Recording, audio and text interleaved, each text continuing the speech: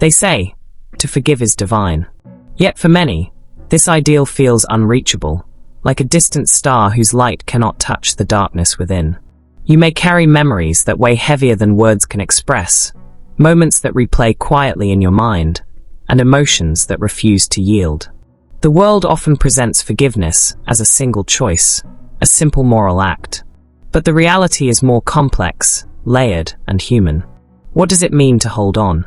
To protect yourself? To remain tethered to a hurt that shaped you? And what happens when the very act of forgiving feels impossible, even when you desire it? There is a silent struggle behind each unresolved grievance, an internal tug-of-war between safety and release, identity and empathy. This is not a failure. It is a deeply human experience. Let's begin. Unforgiveness often feels like a stone lodged in the chest. Its weight is familiar, its presence constant, and it shapes how you move through the world. You may not always recognize it as a conscious burden. It seeps into your days quietly, influencing decisions, coloring perceptions, and dictating interactions. Some people carry it openly, their tension visible in gestures and posture. Others tuck it away beneath calm expressions, unaware that the heart tightens each time a memory surfaces. The stone can serve a purpose. It is a shield, protecting from vulnerability.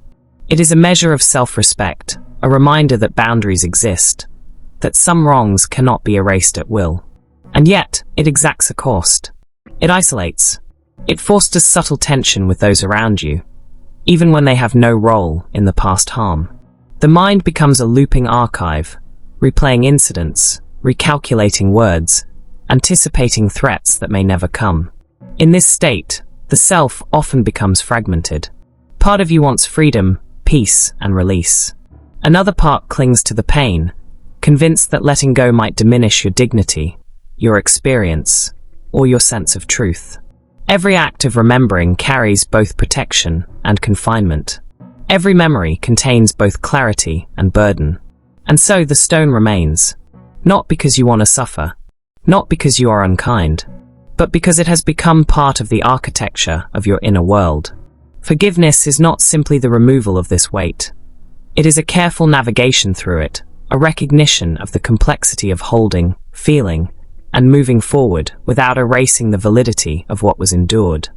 The origin of struggle with forgiveness often begins quietly, sometimes in childhood, sometimes in adolescence, sometimes in adult relationships.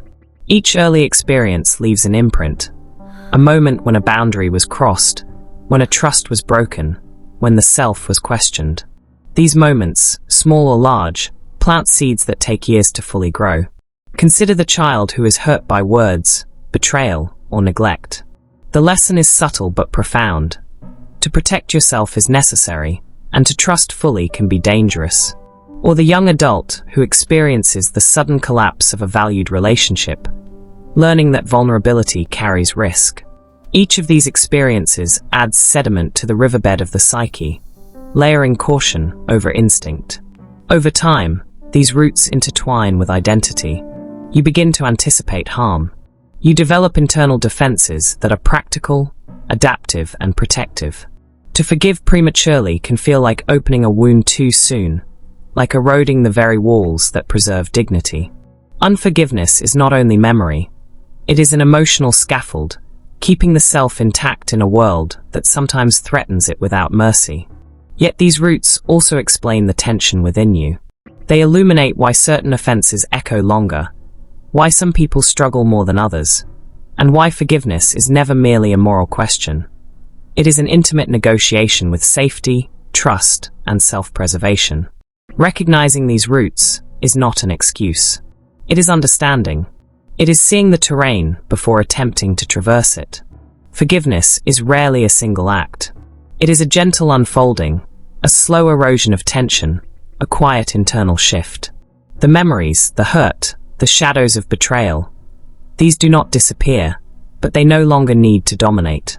You realize that holding on endlessly was once necessary, but it no longer defines your present. The release comes in subtle ways. A memory passes without twisting the chest. A thought of the person who hurt you no longer ignites tension. A day is spent without the shadow of past pain intruding. Forgiveness is not permission. It is not forgetting. It is a realignment of the heart, a space created for peace to settle, slowly and gently. In this quiet shift, connection to self emerges. You honor the part of you that endured, that protected, that survived. You allow compassion for yourself alongside understanding of the past. The rhythm of forgiveness ebbs and flows. Some days it feels close, other days distant. That is the natural cadence of healing. This release is not an end. It is a presence. Presence in which the heart remembers without being consumed, where the mind acknowledges without judgment, and the soul exists fully beyond pain. In this soft space, the weight begins to lift, revealing not loss, but the quiet resilience of being human. If this reflection resonated with you, if parts of your own heart recognize these truths, know this: you are not alone. Struggling to forgive does not make you broken. It makes you human. The tension, the hesitation, the quiet holding on, all of it reflects the depth of your care, the boundaries you have built, and the wisdom you have carried. If you'd like to stay connected, this channel is a space where the hidden corners of the human heart are explored, a place to witness, reflect, and understand. Sharing your thoughts is optional, but your words may help someone else feel less alone in their journey. Take care of yourself. You deserve gentleness. You deserve to heal.